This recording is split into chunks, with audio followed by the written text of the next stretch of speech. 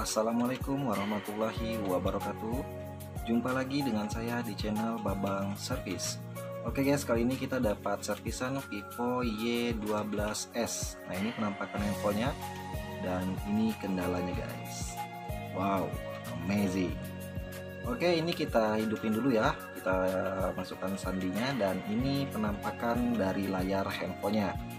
Keadaan retak namun sentuhan alhamdulillah masih normal. Nah, ini Y12s ya, dan ini kaca gelas yang barunya udah saya siapin. Dia sama dengan Y20 untuk gelasnya ya. Oke, tanpa berlama-lama kita eksekusi langsung handphonenya. Kita matikan dulu ya. Selanjutnya kita buka area backdoor menggunakan bantuan pemanas ya. Bisa menggunakan blower, hair dryer, headgun. Tinggal teman-teman kondisikan saja ya. Nah, ini kita hangatkan dulu, kita kelilingin area backdoornya agar mudah ketika pencopotan lem-lemnya ya. Nah, ini kita kelilingin dulu. Setelah kita rasa cukup hangat, langsung kita seset menggunakan plastik mika tipis. Nah, ini kita cari ruang, kita cari celah ya, seperti ini. Nah, untuk teman-teman pemula yang membuka backdoor di Vivo Y12s ini, kita sedikit leluasa ya, karena di bagian backdoornya itu tidak ada menempel fleksibel fingerprint, jadi kita aman ya. Nah, ini bisa dilihat dan wow, bekas bongkaran guys. Oke lah, kita langsung eksekusi lagi ya. Oke, ini kita lepaskan ya semua baut-bautan di area back casingnya ya, casing belakangnya. Dan ini saya lepaskan dulu untuk slot kartu SIM. Tadi saya skip saja ya untuk pencopotan baut, saya rasa teman-teman paham semua. Dan ini kita lepaskan untuk, nah ini kalengan fingerprint, jangan lupa fingerprintnya kita lepaskan dulu ya, karena fingerprintnya dia menempel di home, menempel di tombol on off ya. Oke, selanjutnya kita buka, ada baut di penutup mesin PCB atasnya, kita lepaskan dulu bautnya. Selanjutnya kita buka soket baterai ya, karena baterainya akan kita lepaskan. Nah, ini tinggal ditarik saja seperti ini. Dan nah, ini saya ada melihat kecurigaan guys, sepertinya ini udah pernah ganti LCD ya. Oke, kita buka dulu LCD-nya dan ini saya rasa udah pernah ganti LCD ya, karena saya baru ngeh guys. Dan nah, ini bisa dilihat. Berarti di kesempatan kali ini kita akan melakukan penggantian kaca gelas di LCD KW. Salah satu yang sangat ditakuti oleh teknisi pemula ketika menggunakan oka cair, yaitu penggantian gelas di LCD KW. Oke, langsung kita eksekusi ya. LCD-nya kita lepaskan dulu. Ini kita hangatkan dulu di area LCD-nya menggunakan bantuan pemanas ya, headgun bisa, blower bisa, ataupun hair dryer juga bisa. Atau tempelkan di mesin separator juga bisa ya, tinggal teman-teman kondisikan saja. Ini kita hangatkan dulu. Nah, setelah kita rasa cukup hangat baru kita lepaskan ya LCD-nya. Nah, ini saya rasa udah cukup hangat. Selanjutnya kita penyesetan awal menggunakan plastik mika tipis, ambil di dekat speakernya ya, speaker telepon bagian atas. Karena di situ adalah bagian yang paling mudah ya untuk memasukkan plastik mikanya. Selanjutnya baru kita seset perlahan ya. Dan perlu teman-teman pemula ketahui, untuk pembukaan LCD KW seperti ini yang udah pernah ganti LCD, kita nggak tahu ya pengeleman dari tuser sebelumnya itu seperti apa. Apakah hanya di area pinggir atau di tengahnya juga ada lem, jadi ekstra hati-hati ya ketika pembukaannya. Dan terus yang kedua, apakah lemnya itu rata atau lemnya ada yang numpuk-numpuk, itu antisipasi ya. Karena kebanyakan gagalnya itu bukan ketika pemisahan, melainkan ketika pembukaan LCD dari frame. Nah, ini setelah dapat celah bagian paling bawah dari LCD-nya, langsung kita seset ya menggunakan plastik mika seperti ini. Nah, santai-santai saja, dan ini saya lihat di tengah-tengahnya juga dikasih lem guys. Dan selanjutnya tinggal di bagian bawah, hati-hati ya, karena di bawah ini adalah soket LCD-nya, jangan kebablasan. Nah, ini dan betul prediksi saya guys ya. Di tengah-tengahnya dikasih lem juga. Ya udah, setelah kita lepaskan LCD, lanjut kita tes ya apakah LCD-nya ini masih normal atau cacat. Jadi kita tes dulu. Bismillahirrahmanirrahim. Alhamdulillah masih nampil Vivo. Dan ini kaca gelas yang baru ya. Kaca gelas yang barunya ini sama dengan Y20, Y12s dengan Y20 itu kaca gelasnya sama, bahkan LCD-nya juga sama. Nah, ini udah berhasil masuk ke menu. Kita tunggu dulu untuk proses loadingannya. Ini lumayan lama guys ya. Dan kita tes untuk kecerahan layar ya. Kita terangin dikit biar bisa lihat teman-teman.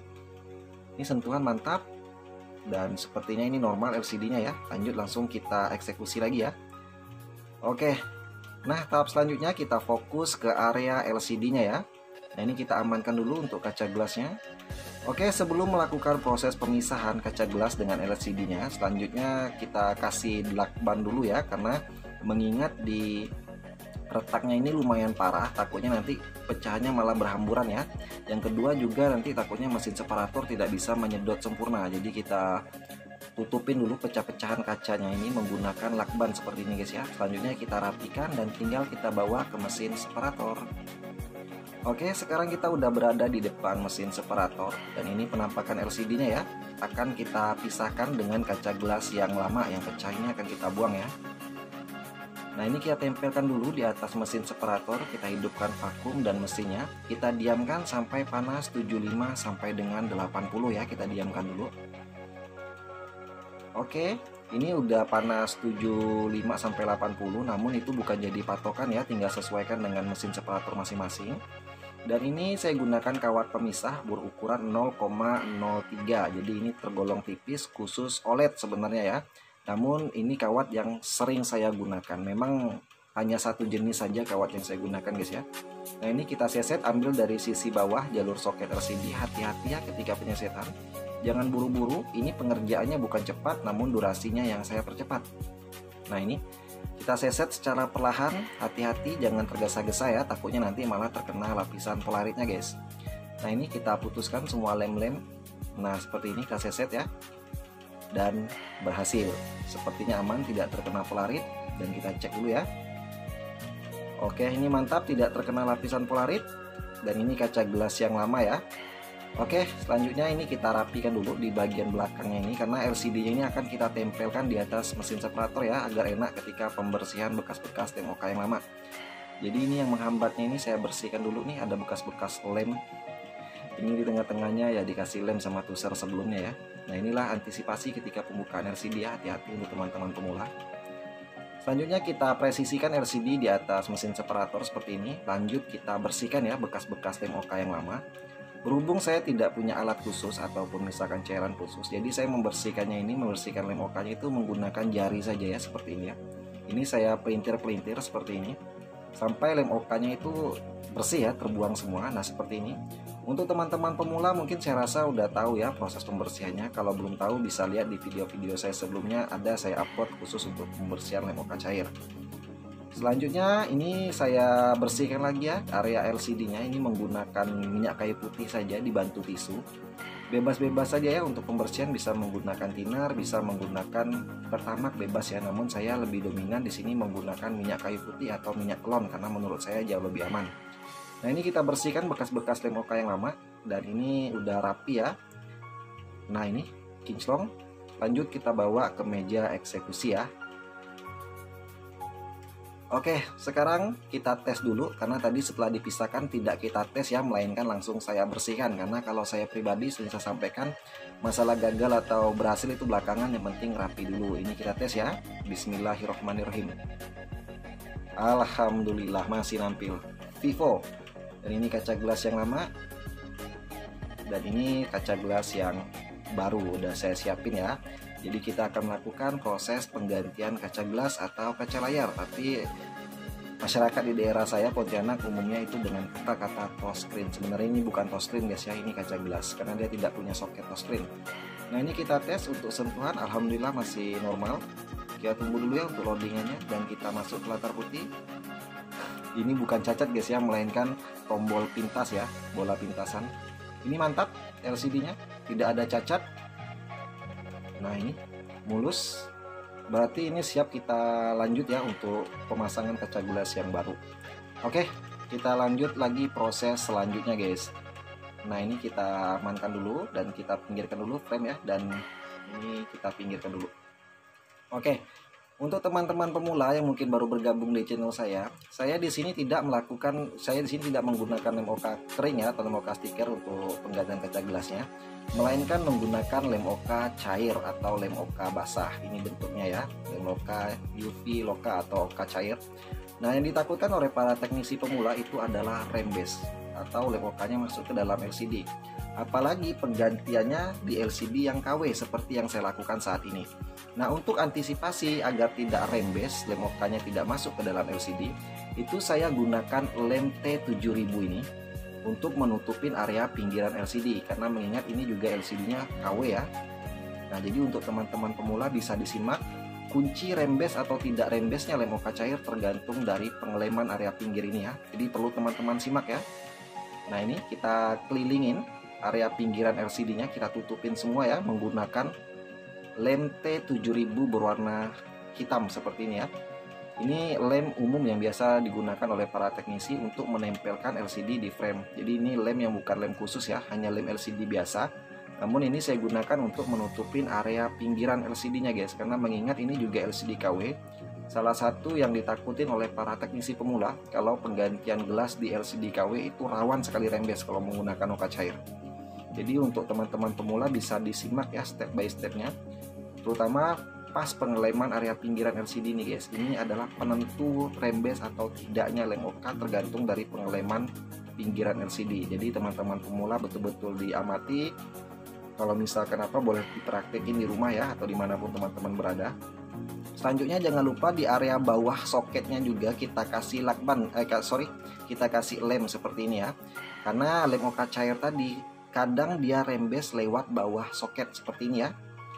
Nah, ini saya tutupin bagian bawahnya ini menggunakan lem T7000 juga berwarna hitam. Selanjutnya setelah kita ratakan di bagian bawah, di atasnya juga kita tutupin guys ya, yang putih-putihnya ini, karena di situ juga bisa membuat lem OK-nya rembes. Nah, setelah kita rasa udah kita kelilingin, kita cek lagi ya. Kita pantau bagian mana yang belum tertutupin oleh lem hitamnya. Jadi selanjutnya setelah kita rasa udah rata lemnya, tinggal kita tunggu lemnya mengering ya. Kita diamkan dulu kurang lebih 10 menit sampai lemnya kering. Oke, ini saya pegang ini kurang lebih 15 menit malah guys ya, saya diamkan karena saya jaga aman saja. Takutnya rawan rembes ya, karena untuk LCD KW ini sangat rawan sekali rembes guys. Jadi ya hati-hati ya. Dan ini framenya tadi sambil menunggu lem pinggiran LCD-nya kering, framenya juga udah saya bersihkan ya, bekas-bekas lem yang lama. Selanjutnya ini LCD-nya kita elap dulu, karena sebelum pemberian lem OK cair atau kita pun mau pasang lem OK kering, lem OK stiker, tetap keadaan LCD harus bersih ya, nggak ada debu apalagi bekas-bekas lem OK yang lama. Jadi jangan sampai teman-teman kecolongan ya. Nah, ini kita bersihkan. Setelah kita rasa bersih, langsung kita beri lem OK cair di atasnya ya. Kita ratakan secukupnya saja, nggak harus banyak. Takutnya mubazir juga guys ya kalau kebanyakan. Kalau kekurangan juga takutnya nanti susah ngilangin gelembung. Jadi sedang-sedang saja.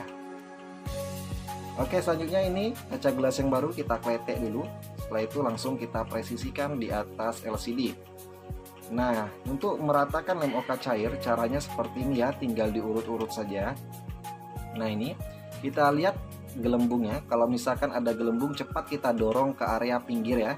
Bebas mau ke atas boleh, mau ke bawah boleh, ke kiri kanannya juga boleh. Kita dorong ya. Kita ratakan untuk lem OK cairnya. Pantau terus gelembung, jangan sampai kecolongan ya, karena takutnya kalau ada gelembung jelek guys ya. Nah, ini kita ratakan dan kita cek. Setelah kita rasa gelembungnya udah hilang, lem OK cairnya rata, baru kita lap ya lem-lem yang meluber ke area pinggirannya. Ini saya lap dulu. Nah, ini lem OK yang meluber ya, ini saya bersihkan seperti ini. Nah, ini kalau kita rasa udah bersih, langsung kita ambilin framenya ya. Nah, ini framenya juga udah saya bersihkan. Jangan lupa kameranya dilepaskan ya, takutnya nanti kameranya terkena lem guys, malah buram ya. Oke, seperti biasa untuk di framenya kita kasih alas tisu seperti ini. Fungsi dari tisu ini yang pertama itu memudahkan kita ketika pengangkatan nanti, ketika LCD dan kaca gelas yang barunya udah menyatu, kita mudah membukanya dari frame. Yang kedua, fungsi tisu ini juga menyerap lem OK yang meluber ke area pinggir ya. Jadi kalau ada lem OK cair yang meluber, itu langsung diserap oleh tisunya tadi. Jadi setidaknya mencegah ya, tidak ada celah untuk lem OK cairnya bisa rembes. Selanjutnya kita presisikan LCD-nya di atas frame dengan kaca gelas yang baru ya, kita ratakan. Kita presisikan atas bawah kiri kanannya. Setelah rasa cukup presisi, baru kita ikat karet seperti ini ya. Kita press. Selanjutnya ini saya bersihkan dulu bekas-bekas lem OK-nya. Nah, ini setelah bersih baru kita keringkan lem OK cairnya ini menggunakan lampu ultraviolet. Nah, ini kita lap dulu ya. Oke, setelah bersih langsung kita bawa ke depan lampu UV. Oke guys, ini kita udah berada di depan box lampu ultraviolet. Kita keringkan dulu untuk kaca gelas dengan LCD-nya. Kurang lebih 10-15 menit.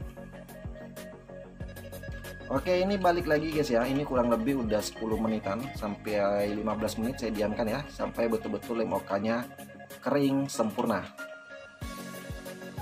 Oke, ini udah kering. Jadi kita buka untuk ngepresnya tadi ya. Ini karetnya kita lepaskan dulu. Selanjutnya kita lepaskan juga baterai dan LCD-nya, kita lepaskan ya. Nah, ini bisa dilihat bekas lem OK-nya. Nah, inilah lem OK cairnya tadi guys. Jadi langsung diserap oleh tisu ya. Jadi tidak ada celah atau ruang yang membuat lem OK cairnya tadi bisa rembes ke dalam LCD.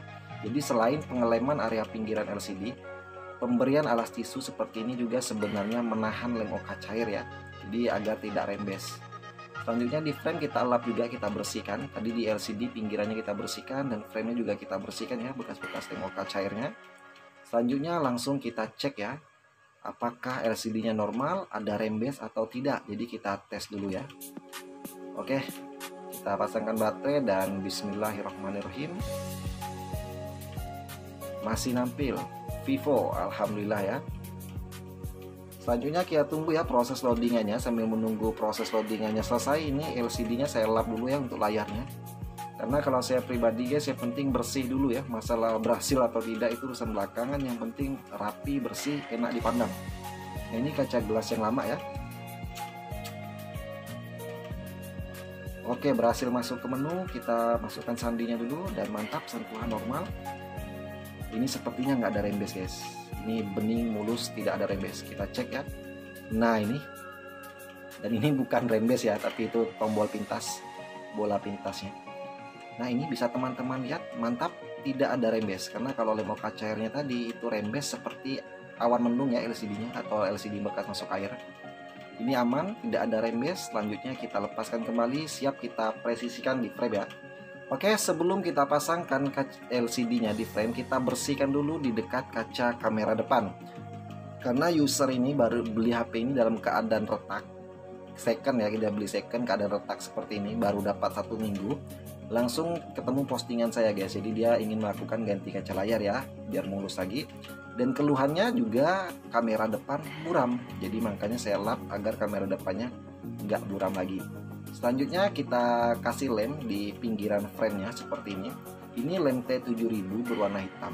Lem yang sama yang saya gunakan tadi untuk menutup area pinggiran LCD. Jadi ini lemnya sama guys ya. Nah, ini kita kelilingin area pinggiran frame. Nggak harus tebal ya untuk pemberian lem. Kalau saya pribadi di tengahnya nggak saya kasih lem guys, karena kasihan nanti kalau ada tuser yang mau buka lagi ya. Selanjutnya ini kita ratakan dan jangan kebablasan ya. Untuk di dekat saringan speaker sama dekat sensor, jangan gunakan lem hitam, takutnya sensornya ketutup ya. Gunakan lem bening seperti ini, T7000. Bukan, ini B7000 ya, berwarna bening dan ujungnya kecil. Usahakan hindari kena sensor ya. Takutnya sensornya kalau terkena, nanti kalau misalkan yang punya handphone ini buka pesan suara, itu layarnya langsung gelap guys. Jadi usahakan sensornya kita pantau ya. Nah, ini kita rapikan lagi untuk plastik double tip penahan baterainya, karena tadi kita pinggirin dulu ya. Selanjutnya ini kita presisikan kembali dan baterainya kita pasangkan kembali ya, seperti ini. Lanjut kita ambil kameranya, jangan lupa dilap dulu kalau seandainya kotor. Ini kamera depan tadi udah saya lap ya, udah saya bersihkan, karena keluhan usernya ini buram kamera depannya ya, makanya saya bersihkan dulu. Selanjutnya ini kameranya di belakang, dia bukan triple kamera tapi dual kamera. Berbeda dengan Y12 biasa ya. Kalau Y12S dia hanya dual. Kalau misalkan Y12 biasa itu triple.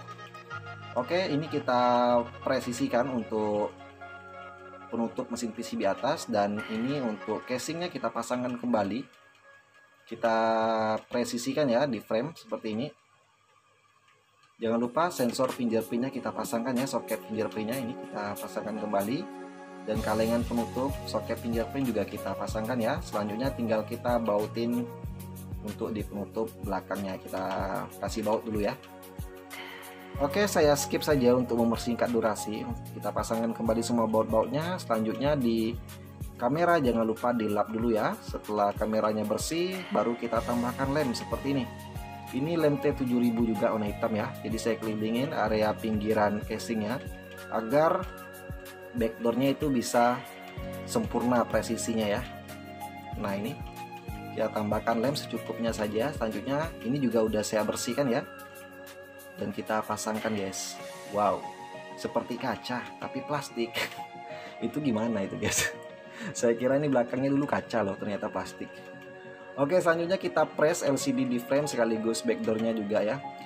Kita press menggunakan karet saja ya. Selanjutnya ini jangan lupa guys, saya pasangkan dulu untuk slot kartu SIM dan SIM-SIMnya ini. Dan ini kita kasih karet, kita press dulu ya sampai betul-betul kering. Nah ini bebas ya, bisa menggunakan penjepit khusus untuk LCD boleh. Tapi kalau saya pribadi itu lebih dominannya itu menggunakan karet guys. Karena kalau menggunakan penjepit rawan sekali kuning ya kalau saya, makanya nggak pernah saya gunakan untuk penjepit untuk LCD-nya itu. Jadi saya lebih dominan menggunakan karet saja ya. Nah ini di pinggir-pinggiran juga kalau ada lem yang meluber saya lap sedikit-sedikit. Selanjutnya tinggal kita tunggu kering kurang lebih 30 menit. Oke, ini udah setengah jaman saya diamkan, dan berhubung yang punya HP juga sudah datang. Jadi ini karetnya saya lepaskan dan saya lap dulu ya untuk HP-nya, agar sebelum diserahkan kepada user itu HP-nya dalam keadaan kinclong, bersih, rapi. Karena sering saya sampaikan sama teman-teman pemula, kebersihan, kerapian itu iklan yang sangat efektif. Ini kita hidupin dulu. Mantap, Vivo. Bening ya. Dan di backdoornya juga ini saya lap bekas-bekas lem. Kalau ada bekas lem kita bersihkan dulu ya, agar kinclong. Nah ini bisa dilihat guys, putih mutiara berkilau. Wah. Dan di layarnya ini juga di pinggir-pinggirannya juga saya lap ya. Kalau ada bekas-bekas lem cepat saya buang dulu. Oke, ini udah hidup handphonenya, dan kita cek ya. Nah bisa teman-teman lihat tanpa rembes, jadi LCD-nya itu mulus total seperti baru ya, nggak ada rembes atau lem OK masuk ke dalam LCD. Nah ini bisa teman-teman lihat, teman-teman simak, keadaan LCD-nya betul-betul mulus ya. Dan di backdoornya juga nih saya kinclongin lagi nih menggunakan tisu biar teman-teman bisa lihat kilauannya guys. Wow, amazing, mulus lagi ya. Jadi kalau HP mulus seperti ini ketika diserahkan ke usernya juga pasti senang dengan hasil kerja kita guys. Nah sering saya sampaikan, kita teknisi ini bukan jualan barang melainkan jualan jasa. Oke, untuk teman-teman pemula yang udah support channel ini, saya ucapkan banyak-banyak terima kasih. Semoga semua keinginan teman-teman dilancarkan, rezekinya dilancarkan. Dan yang belum support channel ini, jangan lupa support dengan cara subscribe dan aktifkan tombol lonceng notifikasinya. Semoga bermanfaat, dan wassalamualaikum warahmatullahi wabarakatuh. Mantap. Bye-bye.